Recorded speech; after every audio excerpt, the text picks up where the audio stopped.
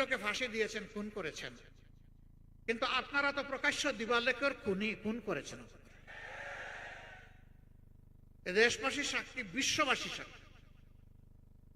আপনারা তো খুন করতে করতে এমনও করেছেন, লাশ গুম করতে উড়াতাড়া করে ট্রাকের উপর একটার পর একটা লাশ ছুঁড়ে মেরেছেন, স্তব্ধ লাশের উপর পেট্রোল ছিটিয়ে আগুন ধরিয়ে দিয়েছে।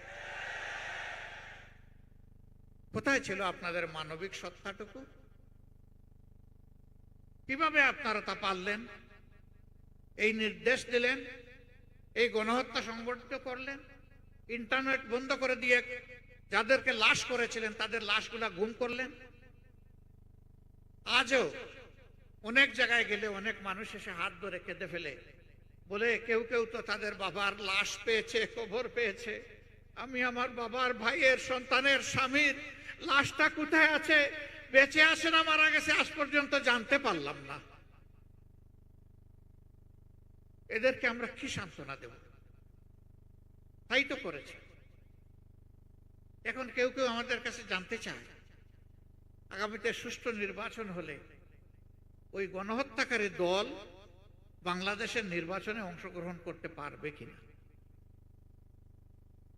আমরা বলি আগে গণহত্যার বিচারটা হোক, ক্ষতিগ্রস্ত লোকেরা আগে তাদের ইনসাফটা পাক, তারপরে তারাই রায় দিবে যে উনারা এই দেশে রাজনীতি করার অধিকার রাখেন কিনা।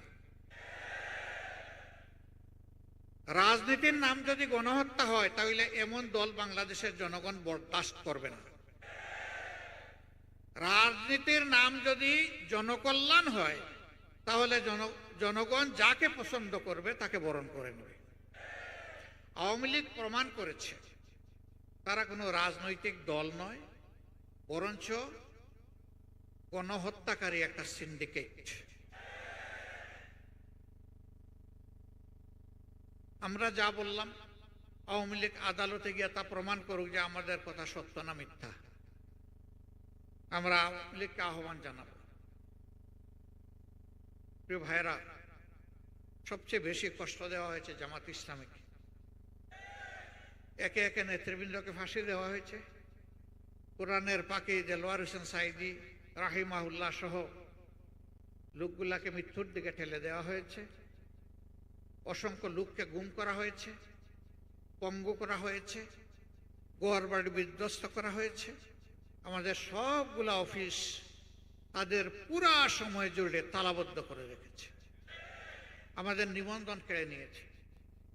শেষ পর্যন্ত দিশাহারা হয়ে তাদের রাজনৈতিক আত্মহত্যার 4 দিন আগে আমাদেরকে নিষিদ্ধ করেছে।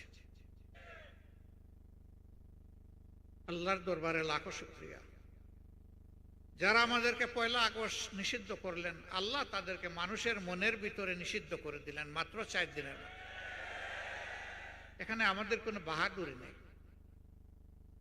অনেকে এই আন্দোলনের কৃতিত্ব দাবি করেন, আবার অনেকে এই আন্দোলনকে মানতেও পারেন না। আমরা বলি যে এই আন্দোলনের মূল কৃতিত্ব আল্লাহ রাব্বুল আলামিন।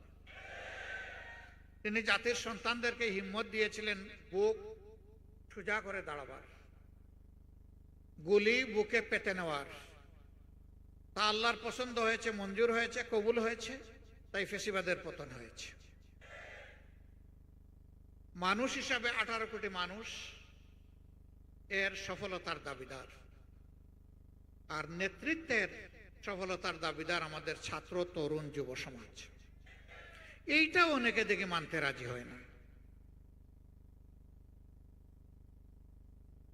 নামাজের আজানের সময় হয়ে গেছে, আমি আর কথা বাড়াবো না। আমি শুধু বলবো, অতীতে যা হয়েছে সাক্ষী জনগণ। অতীতের সমস্ত দুঃশাসন এবং দুর্নীতিকে আসুন পায়ের তলে কবর দিয়ে আমরা সামনে এগিয়ে যাই। আমরা দল, মত, জাতি, ধর্ম নির্বিশেষে একটা ইনসাফের বাংলাদেশ গড়ে তুলি, একটা মানবিক বাংলাদেশ গড়ে তুলি। চাঁদাবাজ, লুণ্ঠনকারী, দখলকারী তাদেরকে জানিয়ে দেই তোমাদেরকে আর বাংলাদেশ কবুল করবে না। ফেসিবাদ বিদায় হয়েছে, এই দেশে আর ফেসিবাদী হয়ে কেউ মাথা তুলতে পারবে না। এই আওয়াজ বাংলাদেশের ঘরে ঘরে আজকে তুলতে হবে। জাতিকে ঐক্যবদ্ধ হয়ে সামনে আগাতে হবে। আল্লাহ তাআলা একটা ঐক্যবদ্ধ জাতির মাধ্যমে নূতন কাঙ্ক্ষিত বাংলাদেশ, সাম্যের বাংলাদেশ, মানবিক বাংলাদেশ আমাদেরকে দান করুন। অসংখ্য আলিম উলামা, হুফাজ, আইতাম, তাদেরকে এই দেশে খুন করা হয়েছে, গুম করা হয়েছে, পঙ্গু করা হয়েছে, কারাবন্দী করা হয়েছে। তাদের চোখের পানি আর শহীদদের গায়ের রক্তের ফোঁটা আল্লাহ যেন কবুল করেন। এই বরিশালের আজকের এই কর্মী সম্মেলন থেকে আমরা এই দায়িত্ব নিয়ে বরিশালের প্রতিটি ঘরে ঘরে ছড়িয়ে পড়ব যে আল্লাহর দ্বীনের ভিত্তিতে আমরা একটা ইনসাফের বাংলাদেশ, একটা সাম্যের বাংলাদেশ, একটা মানবিক বাংলাদেশ গড়ে তুলতে চাই। এই আহ্বান নিয়ে প্রতিটি ঘরে ঘরে আপনারা যেতে পারবেন? রাজি আছেন? একটা মানবিক বাংলাদেশ চান?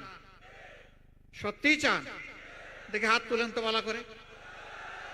আলহামদুলিল্লাহ, আপনারা হাত তুলেছেন। তৈরি থাকুন, যুদ্ধ কেবল শুরু, যুদ্ধ শেষ হয়নি। আগাছা পরগাছা সাফ না হওয়া পর্যন্ত যুদ্ধ অব্যাহত থাকবে। আমার সন্তানদের কণ্ঠে কণ্ঠ মিলিয়ে আমরা আওয়াজ দিচ্ছি, আবু সাইদ মুক্ত, শেষ হয়নি যুদ্ধ। এই যুদ্ধ চলবে ইনশাআল্লাহ। আল্লাহ হাফিজ। বাংলাদেশ জিন্দাবাদ, বাংলাদেশ জামাতে ইসলামী জিন্দাবাদ। আসসালামু আলাইকুম ওয়া রাহমাতুল্লাহ। নারায়ে তাকবীর, নারায়ে তাকবীর। বাংলাদেশ জামাত ইসলামী, বাংলাদেশ জামাত ইসলামী।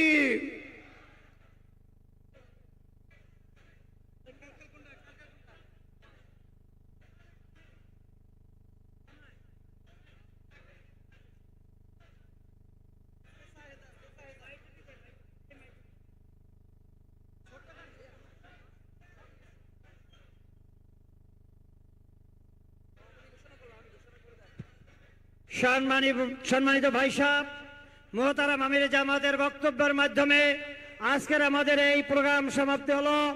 ইনশাল্লাহ তিনি যে প্রত্যয় ঘোষণা করেছেন, আমরা ইনশাল্লাহ বরিশালবাসী সেই প্রত্যয়কে আমরা সামনে নিয়ে এগিয়ে চলবো ইনশাল্লাহ। ইনশাআল্লাহ, ইনশাআল্লাহ।